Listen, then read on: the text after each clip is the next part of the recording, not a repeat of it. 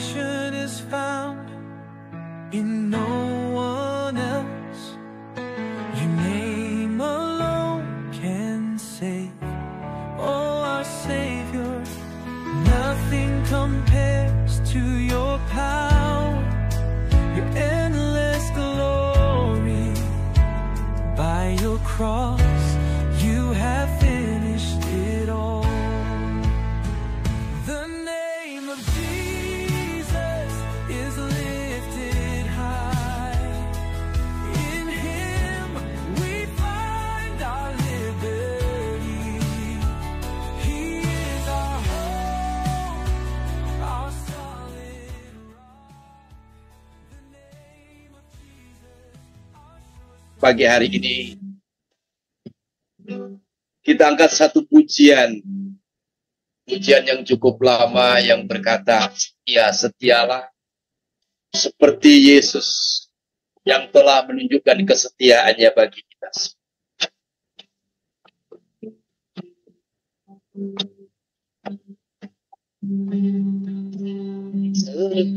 Setialah, setialah sampai mati, seperti Tuhan Yesus.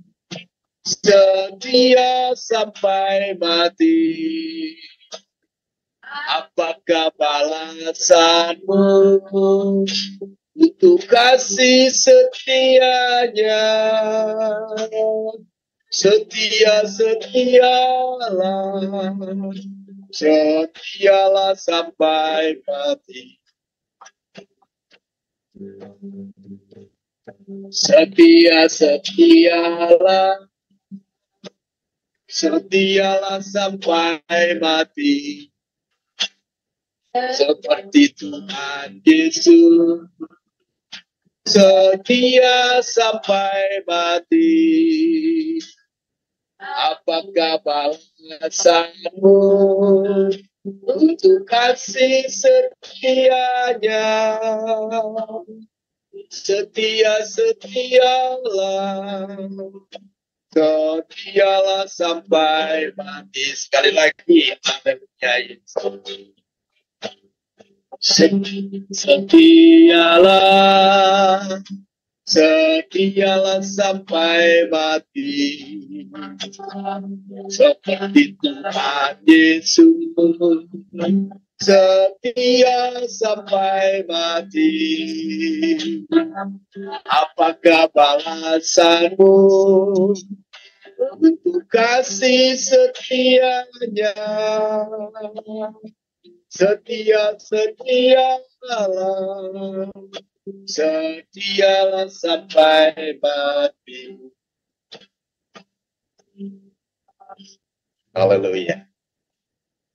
Kesetiaan yang Tuhan berikan untuk bagi kita semua, sehingga setia sampai pada di kayu salib.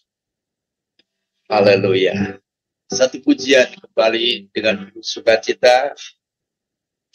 Kita angkat satu pujian yang pujian lama juga ini, yang mengatakan bahwa tidak pernah kecewa. Apapun yang terjadi dalam kehidupan ini, di dalam kita mengiring.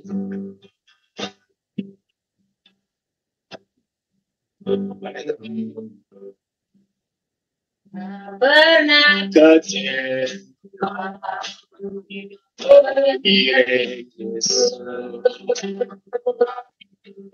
Pernah kecewa,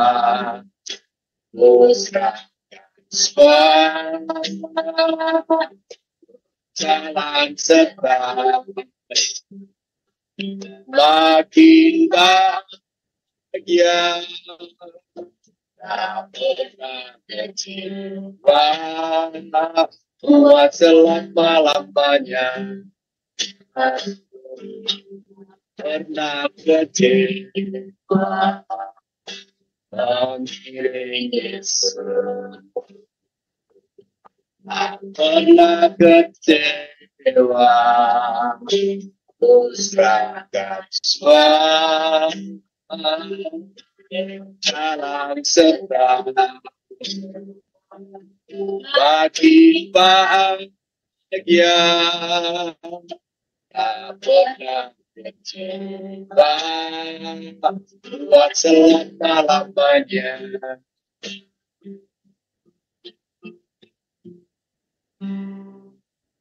Tuhan tidak pernah mengecewakan, saudaraku, di dalam kehidupan kita. Barangkali kita yang sering kali mengecewakan hati Tuhan. Saatnya, saudaraku, pagi hari ini kita akan duduk dengan tenang untuk mendengarkan sabda Tuhan. Tuhan telah menyiapkan hamba-Nya pagi hari ini untuk menyampaikan pesan kepada kita semua. Haleluya, Yesus. Saat kita angkat satu pujian yang berkata, kekuatan di dalam kehidupan ini.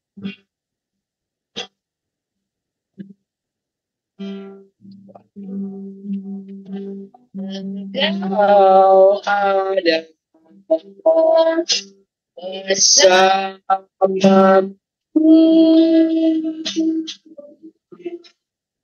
di dalam musik hidupku.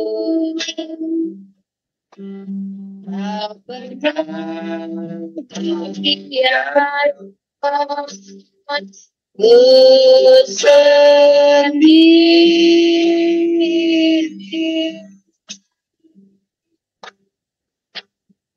Kekuatan di jiwaku adalah bersamamu. Tak pernah diragukan kasih-Mu. Bersamamu Bapa, boleh mati semua berkenan yang teguhkan hatiku. Engkau yang bilang memberi pertolongan,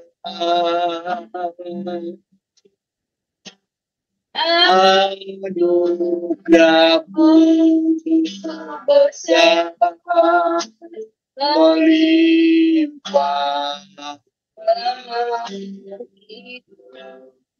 Sekali lagi kita lantunkan pujian ini. Kau ada bersamaku di setiap musik hidupku. Tak pernah kau biarkan ku sendiri.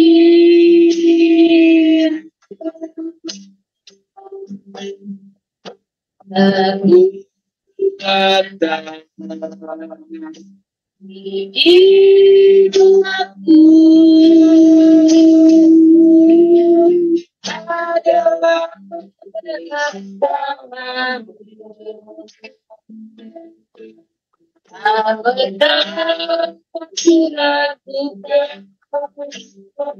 Tak pernah diragukan bersamamu Bapa,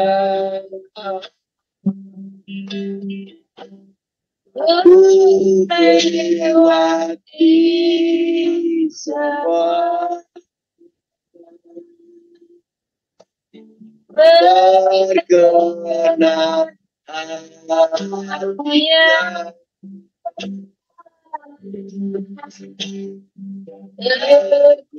Bukan hatiku, engkau yang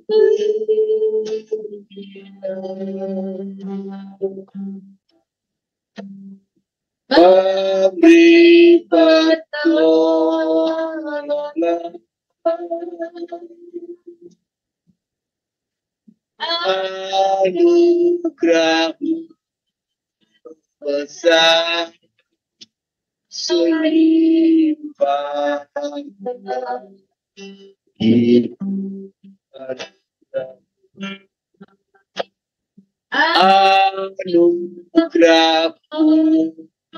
besar melimpah.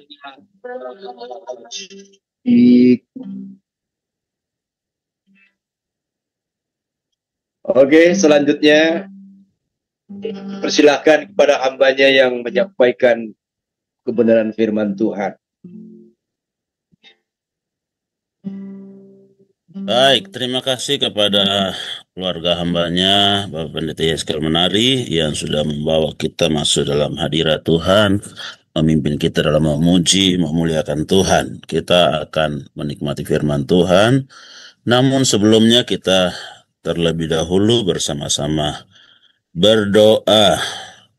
Ya Tuhan, kami bersyukur kepada Engkau pagi hari ini atas anugerah kasih-Mu bagi kami, sehingga kembali kami boleh dibangunkan di pagi hari ini dalam kondisi keadaan tubuh yang sehat, diberkati Tuhan, masih boleh bernafas, masih boleh beraktivitas, bahkan boleh diberikan kesempatan untuk bisa bersekutu bersama-sama dengan hamba-hamba Tuhan yang tergabung dalam Peduli Misi Desa dan yang hadir pada ibadah pagi Zoom Peduli Misi Desa pagi hari ini Tuhan.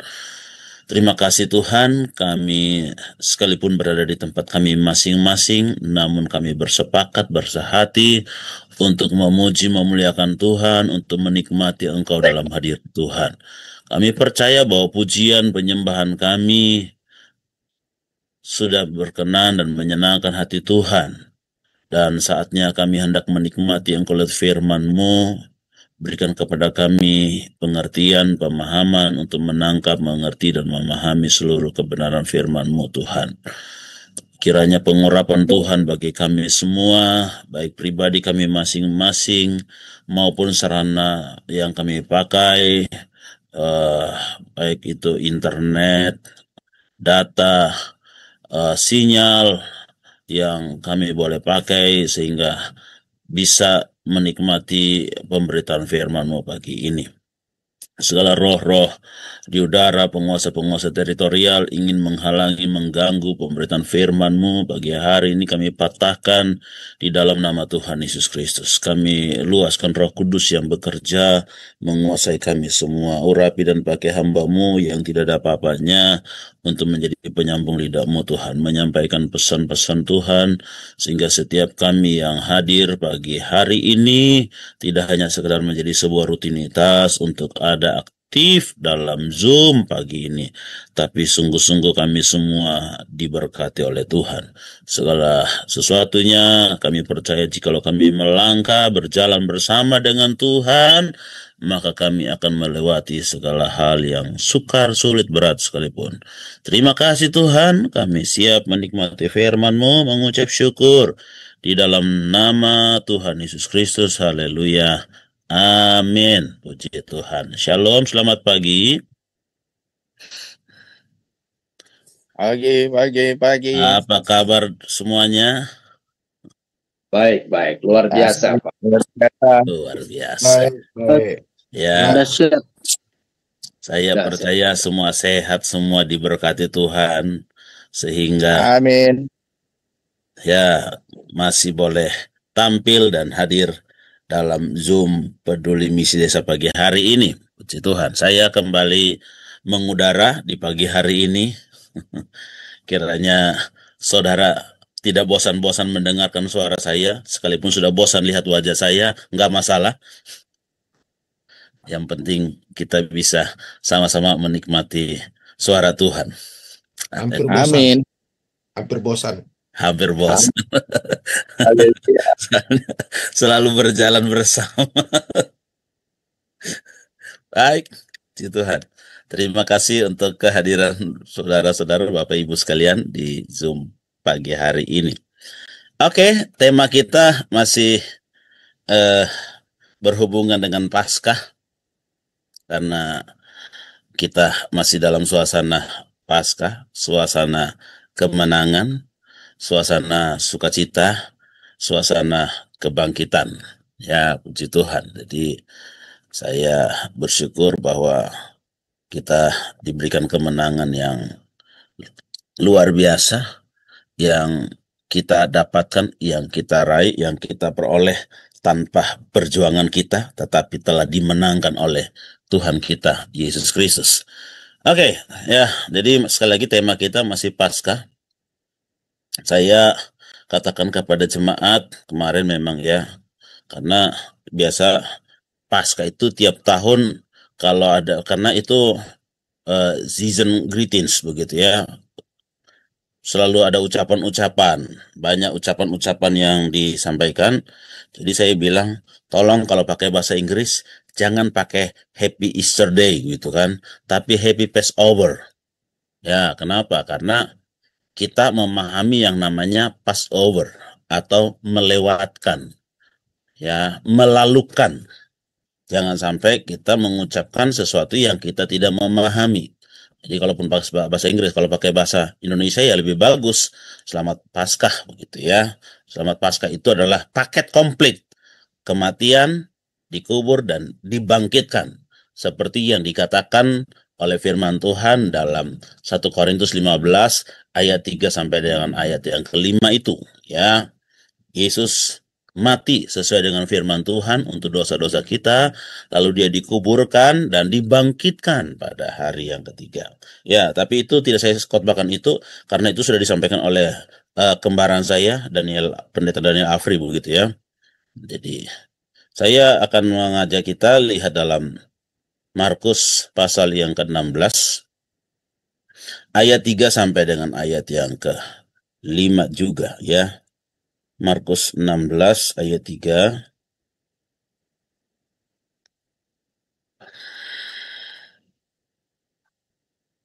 Mereka berkata seorang kepada yang lain, siapa yang akan menggulingkan batu itu bagi kita dari pintu kubur?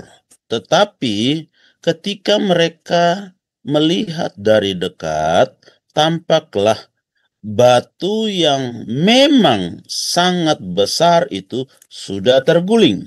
Lalu mereka masuk ke dalam kubur dan mereka melihat seorang pemuda yang memakai jubah putih duduk di sebelah kanan. Mereka pun sangat terkejut. Nah, Bapak Ibu Saudara yang dikasihi Tuhan, ini perjalanan para wanita yang sedang menuju kepada kubur Yesus.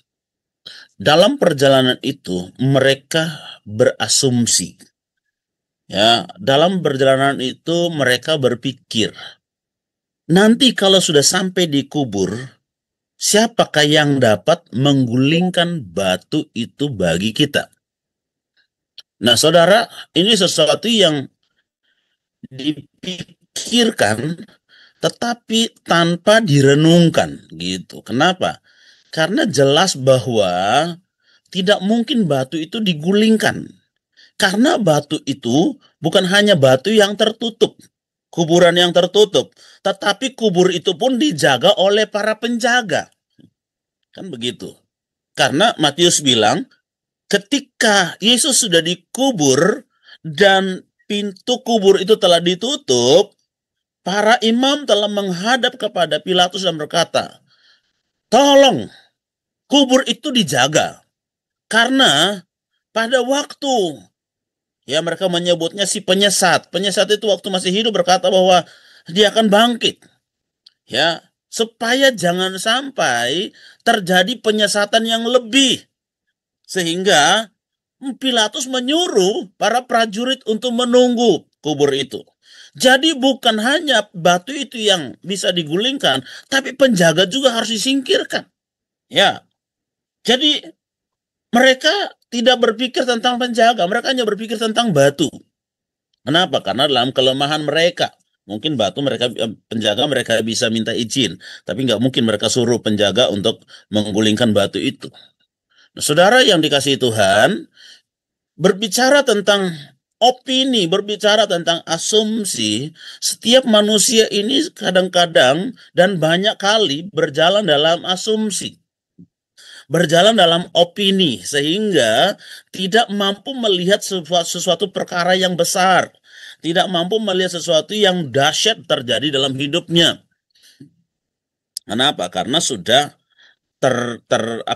terkontaminasi dengan asumsi. Aduh, kalau bagaimana ya nanti kalau kita sampai di sana, siapa yang kira-kira menggulingkan batu itu? Aduh, bagaimana ya? Kira-kira kita jalanin seperti ini, siapa yang kira-kira menolong kita ya? Kira-kira siapa yang bisa membantu kita ya? Siapa yang kira-kira bisa menjadi solusi bagi kita ya? Haleluya. Saya pernah khotbah di sini tentang bagaimana bahwa kita sudah memiliki solusi sebelum masalah itu datang. Sebelum adanya masalah, solusinya sudah ada. Siapa solusi kita? Yesus solusi kita. Ya. Jadi, masalah apapun yang kita hadapi dalam hidup kita ini, ketika kita datang kepada Yesus, maka selesailah masalah kita. Selesailah persoalan kita. Tapi banyak hal orang tidak mau datang kepada Yesus. Ketika ada masalah, dia akan berusaha mencari jalan keluar dengan opininya, dengan asumsinya. Wah, kalau saya ketemu si Anu, pasti saya dapat solusinya. Wah, kalau saya ketemu si Anu, pasti saya dapat solusinya. Wah, kalau saya ketemu orang besar, pasti saya dapat pertolongan gitu. Jadi selalu berasumsi. Nah, sama, para wanita ini pun sama. Ketika mereka sedang berjalan menuju kepada kubur itu, mereka sudah berasumsi, siapa kira-kira yang bisa menolong kita? Siapa kira-kira yang bisa menggulingkan batu itu dari kubur itu? Siapa yang kira-kira yang bisa membuat kita masuk merempah Yesus, bisa melihat langsung dekat dengan mayat Yesus? Ya, tapi saudara, bahwa kita sudah memperingati kebangkitan Tuhan. Kita sudah merayakan kebangkitan Tuhan, di mana bahwa firman Tuhan dengan jelas berkata, batu itu sudah terguling. Apa makna batu itu sudah terguling? Makna batu itu sudah terguling, yang pertama adalah bahwa maut dan kuasa maut sudah dikalahkan. Haleluya. Ya, maut dan kuasa maut sudah dikalahkan.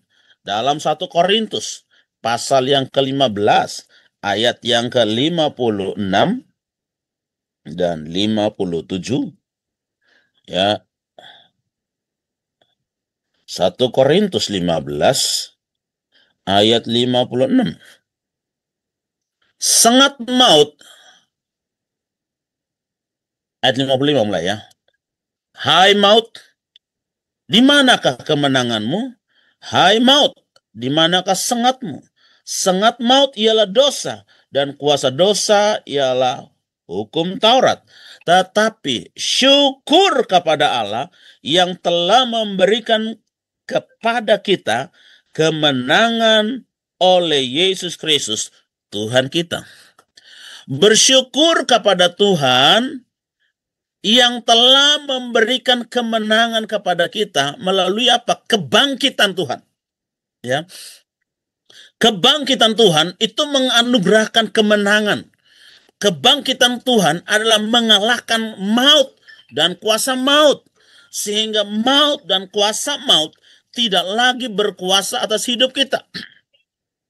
Selama ini kita berjalan dalam opini asumsi bahwa setiap orang takut menghadapi kematian. Karena kematian itu menjadi momok yang sangat menakutkan. Siapapun. Ya, ketika manusia sudah jatuh dalam dosa, ketika manusia sudah tidak lagi mentaati, manusia tidak lagi menuruti perintah Tuhan, tidak lagi tunduk kepada ketetapan Tuhan, manusia melenceng, manusia menyimpang, maka manusia jatuh dalam dosa, dan akibat dosa, manusia harus menuju kepada kematian. Ya, Roma 3 ayat 23 dikatakan bahwa upah dosa ialah maut. Ya, upah dosa ialah maut. Dan maut itu menjadi sesuatu yang sangat menakutkan bagi setiap manusia. Roma 3:23.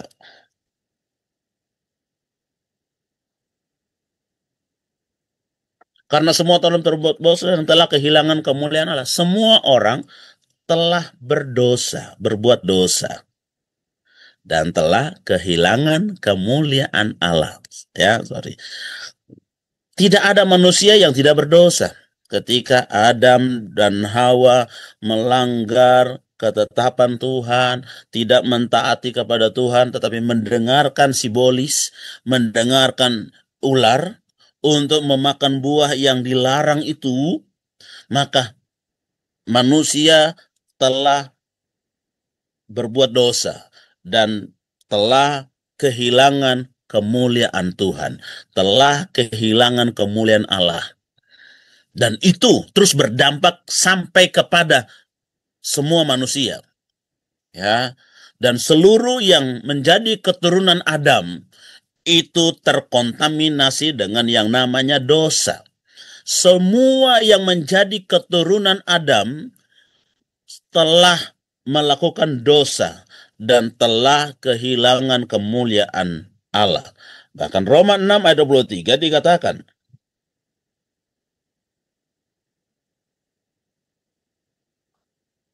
Roma 6 ayat 23, sebab upah dosa ialah maut.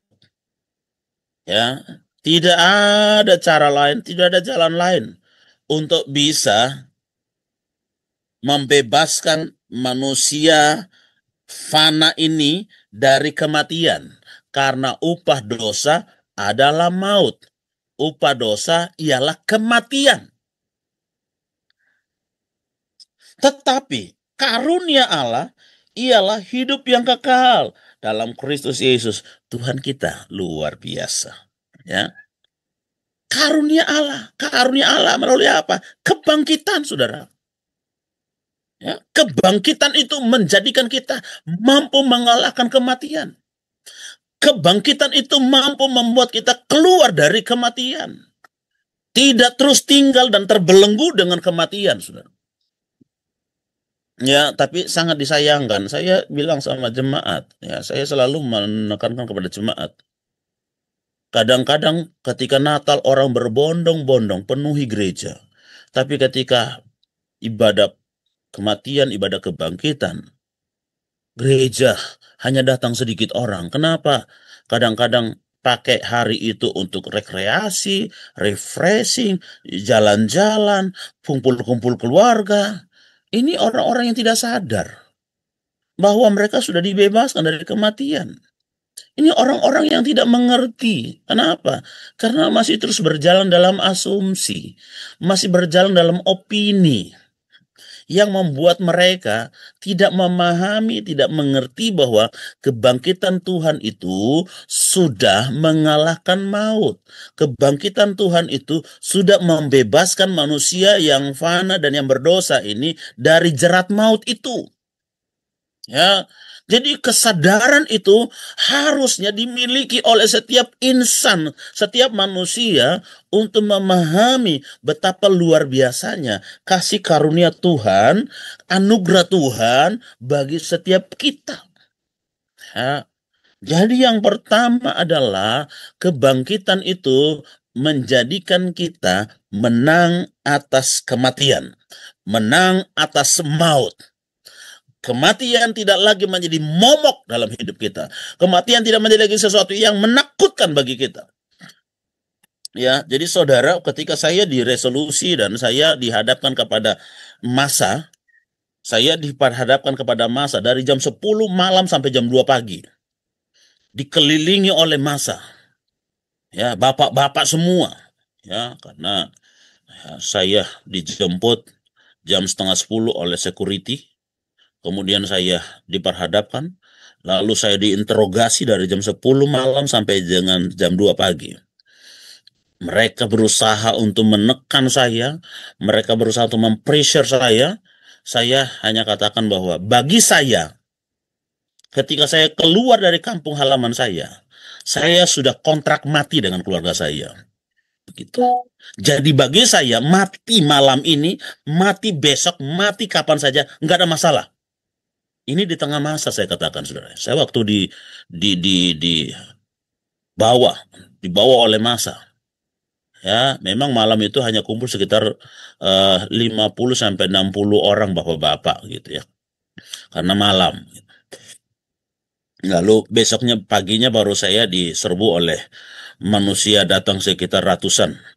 Ya, sekitar 200-300an orang datang kumpul depan rumah saya gitu ya, menyerbu. Tapi saya sudah bilang, saya tidak pernah takut mati. Mau matinya tenggelam di kapal, mau matinya kecelakaan di mobil, mau matinya jatuh dari pesawat, mau matinya dengan cara kalian bunuh saya, enggak ada saya rasa takut, saya bilang begitu. Ya, betul. Dan ini saya diperhadapkan. Ya. Dan puji Tuhan, sampai hari ini tetap selamat. Sampai hari ini masih hidup.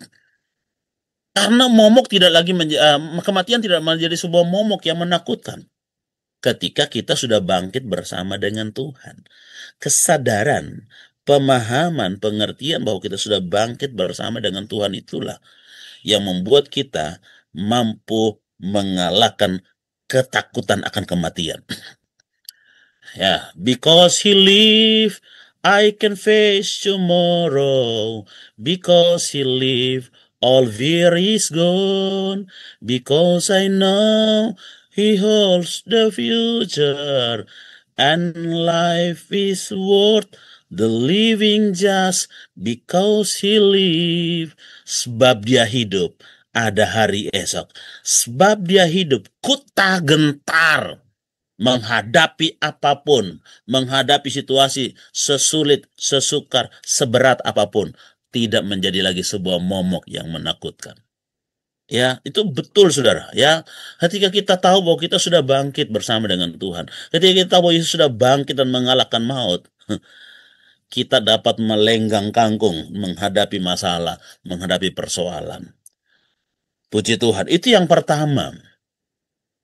Ya, itu yang pertama, bahwa kebangkitan Tuhan itu sudah mengalahkan maut. Yang kedua, saudara. Ya.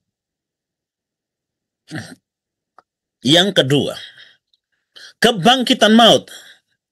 Kebangkitan Yesus.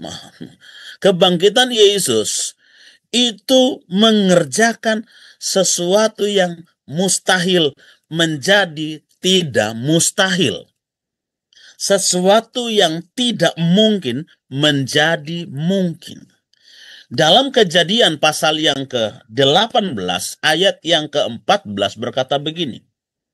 Adakah sesuatu apapun yang mustahil untuk Tuhan? Adakah sesuatu apapun yang mustahil untuk Tuhan? Pada waktu yang telah ditetapkan itu, tahun depan aku akan kembali mendapatkan engkau. Pada waktu itulah Sarah mempunyai seorang anak laki-laki. Sarah umur 90 tahun, Abraham berumur 100 tahun, waktu mereka mendapatkan seorang anak laki-laki. Umur 90 tahun. Bagi seorang wanita, itu sesuatu yang mustahil untuk memperoleh anak. Bagi wanita yang umur 90 tahun, itu tidak mungkin untuk memperoleh anak. Tapi pertanyaannya yang dilontarkan oleh malaikat Tuhan, adakah sesuatu apapun yang mustahil untuk Tuhan? Wow. Adakah sesuatu yang mustahil bagi saudara? Adakah sesuatu yang tidak mungkin bagi saudara ketika saudara berjalan bersama dengan Tuhan dalam kebangkitan Tuhan? Tidak ada yang mustahil. You can do anything. Puji Tuhan. Anda bisa berbuat apa saja. Anda bisa melakukan apa saja ketika Anda berjalan bersama dengan Tuhan. Yang mustahil menjadi tidak mustahil. Yang tidak mungkin menjadi mungkin. Ya, kita sambung dulu dalam Lukas pasal yang pertama ayat yang ke-13. Ya, sebab bagi Allah tidak ada yang mustahil. Ya. Kebangkitan Yesus mengerjakan sesuatu yang mustahil menjadi tidak mustahil. Batu yang besar, saudara lihat dalam ayat tadi, Markus pasal yang ke-16 ayat yang ke-4 itu, masuk dikatakan bahwa, ya, Markus pasal yang ke-16 ayat yang ke-4, tetapi mereka melihat dari dekat tampaklah batu yang memang sangat besar. Ya, mereka melihat dari dekat tampaklah batu yang sangat besar. Memang sangat besar itu sudah terguling. Apa persoalan saudara? Apa masalah saudara yang kelihatannya begitu besar sekali di hadapan saudara? Apa kesukaran, kesulitan saudara yang tampaknya sangat besar sekali di hadapan saudara? Waktu saudara yakin akan kebangkitan Tuhan, maka sebesar apapun masalah saudara, seberat apapun persoalan saudara, sudah terguling. Selesai. Karena bagi Tuhan tidak ada yang mustahil. Bagi Tuhan tidak ada yang sukar. Bagi Tuhan tidak ada yang sulit. Yang menjadi persoalan adalah, apakah kita berjalan bersama dengan Tuhan? Apakah kita melangkah bersama dengan Tuhan? Atau kita melangkah dalam asumsi kita? Melangkah dalam pola pikir kita yang cetek, yang terbatas, yang tidak ada apa-apanya ini. Ya, saya sadari saudaraku, saya seorang yatim piatu. Saya sudah bilang saudara, ini menjadi peringatan bagi saya bahwa kalau saya boleh ada hari ini semua hanya karena anugerah Tuhan. Ya, bukan karena saya bisa, bukan karena saya mampu, enggak. Saya sama sekali. Saya yatim piatu dari kecil. Kelas 2 SD bapak saya meninggal, kelas 5 SD mama saya meninggal. Sejak kelas 5 SD itu sudah tidak punya harapan secara manusia. Sejak kelas 5 SD itu saya sudah tidak punya masa depan. Semua nampaknya sudah tertutup, selesai perkara. Orang kampung, orang udik. Ya, saya bisa nonton TV. Pertama kali saya nonton TV itu tahun 89. Ya. Bayangkan, dari kecil jangankan punya TV, radio aja nggak ada. Nonton TV pun nonton sama tetangga orang. Jadi secara masa depan, sejak kelas 5 SD, saya serasanya secara manusia itu sudah tertutup. Sudah terkunci rapat-rapat. Saya sudah tidak lagi memikirkan untuk sekolah. Saya sudah tidak memikirkan masa depan. Saya hanya memikirkan bagaimana saat itu saya masih bisa makan dan bisa hidup. Itu saja. Untuk makan saja saya harus berkunjung ke rumah-rumah tetangga. Datang tanpa diundang. Sama dengan saya langkung. Tanpa pergi datang tadi undang, pulang tadi antar gitu ya. Ya, saya datang secara tiba-tibanya untuk apa? Semoga ada makanan di tengah mereka. Saya bisa ikut nimbrung makan. Bukan semoga ada makanan. Semoga pas saya datang, mereka pas lagi makan. Nggak bisa mengelak. Udah, ayo ikut makan. Gitu. Ya, namanya juga anak yatim piatu. Siapa yang kasih makan anak kecil? Jadi seharusnya sudah tidak punya masa depan. Nggak punya harapan hidup. Ya, tapi ternyata bagi Tuhan tidak ada yang mustahil. Bagi Tuhan tidak ada yang sukar. Tuhan bisa mengizinkan saya ada hari ini.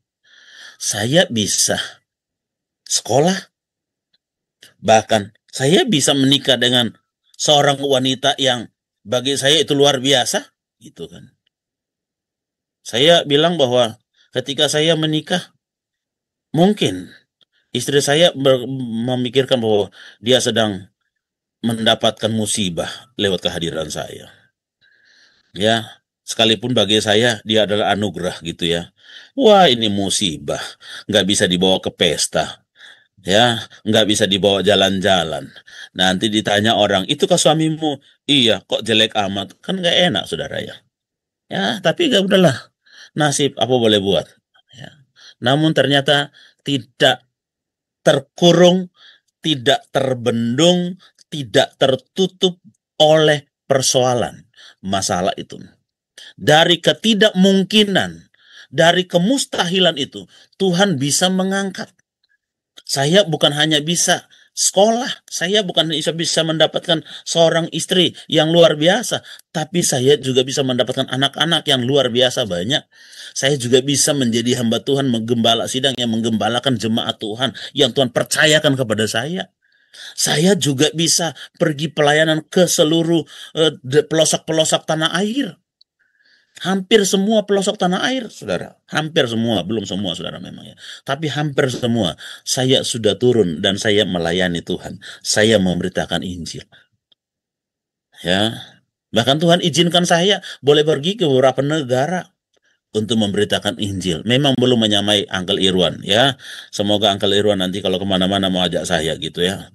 Tapi ya, bukan itu menjadi tujuan utama. Tujuan utama saya adalah bagaimana saya bisa berguna, berdampak baik bagi banyak orang. Dari ketidakmungkinan itu, saudara, dari kemustahilan itu, Tuhan menjadikan sesuatu yang tidak mungkin jadi mungkin. Sesuatu yang mustahil menjadi tidak mustahil. Bagaimana itu bisa terjadi? Ketika saya menyadari bahwa kebangkitan Tuhan itu sudah menggulingkan batu-batu kemustahilan itu. Kebangkitan Tuhan sudah membuka paradigma. Kebangkitan Tuhan telah memberi cerca harapan bagi saya.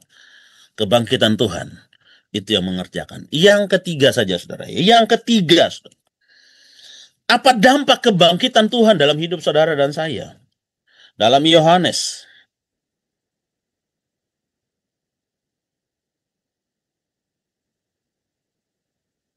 pasal yang ke-20,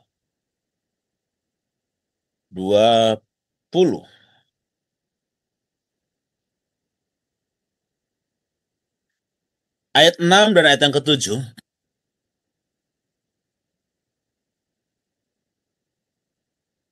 Pasal 20 ya Yohanes ayat 6 dikatakan begini. Maka datanglah Simon Petrus juga menyusul dia dan masuk ke dalam kubur. Ia melihat kain kapan terletak di tanah, sedang kain peluh yang tadinya ada di kepala Yesus tidak terletak dekat kain kapan itu, tetapi agak di samping, di dekat tempat yang lain dan sudah tergulung. Kain kapan yang ada di tubuh Yesus sedang berserakan di tanah, tetapi kain peluh yang ada di kepala Yesus itu sudah tergulung rapi dan tersimpan. Apa maknanya bagi saudara dan saya? Maknanya bagi kita adalah ketika kebangkitan Tuhan memampukan kita, menyanggupkan kita untuk melakukan tugas pekerjaan yang Tuhan percayakan kepada saudara dan saya. Mengapa? Bagian Yesus sudah selesai. Kain peluh itu ada di kepala. Dan Yesus sudah mengerjakannya. Tetelestai. It's finished. Sudah selesai. Bagian tubuhnya, kain kapan, itu masih terletak berantakan di tanah. Dan itu yang bisa menyelesaikan, menuntaskan, itu adalah saudara dan saya. Amanat agung. pergi jadikan semua bangsa muridku. Semua bangsa yang sedang berjalan dalam kekelaman, semua bangsa yang sedang berjalan dalam kematian, semua bangsa yang sedang menuju kepada api neraka yang kekal, tugas gereja Tuhan, tugas saudara dan saya, melalui pemahaman pengertian kita akan kebangkitan Tuhan, harus menuntaskan amanat agung itu, harus menyelesaikan tugas penting ini. Kalau bukan saudara dan saya, siapa? Kita yang sudah ditebus dengan darah yang mahal, kita yang sudah dibeli dengan bukan dengan emas, bukan dengan perak, bukan dengan barang yang fana, tapi adalah darah domba Allah. Bukankah kewajiban kita, bukankah tugas kita untuk pergi memberitakan dan menyelesaikan amanat agung itu? Jikalau kita tidak mau lakukan, jikalau kita tetap berpangku tangan, maka ingat baik-baik, Tuhan akan pilih orang lain untuk melakukan tugas amanat agung. Saudara dan saya ada di PMD, bukanlah sebuah kebetulan, bukanlah tiba-tiba, ujuk-ujuk ada di PMD, tapi semua dalam program dan rencana Tuhan yang besar untuk kita bergandengan tangan, bersinergi untuk menuntaskan tugas pelayanan amanat agung yang Tuhan percayakan kepada kita. Gereja Tuhan harus bergerak. Gereja Tuhan harus bermisi. Kalau gereja Tuhan tidak bergerak, gereja Tuhan tidak bermisi, maka ingat baik-baik, Tuhan tidak kekurangan orang. Tuhan tidak kekurangan stok. Saudara mau, Tuhan akan bekerja bersama. Tapi kalau saudara tidak mau, Tuhan pakai orang lain. Untuk itu, kebangkitan Tuhan mengaruniakan kepada kita kekuatan yang besar. Kebangkitan Tuhan mengaruniakan kepada kita pengurapan. Sebabnya, mari kita mengerjakan itu. Dalam Efesus pasal yang ketiga, ayat yang ke-12 bilang begini, saudara ya. Saya ingin mengajak saudara lihat sejenak sebelum saya tutup ini. Efesus pasal 3 ayat yang ke-12. Di dalam Dia kita beroleh keberanian dan jalan masuk kepada Allah dengan penuh kepercayaan oleh iman kita kepadanya. Di dalam Dia kita beroleh keberanian. Keberanian untuk apa, saudara? Kolose pasal 1 ayat, saya buka dulu ya.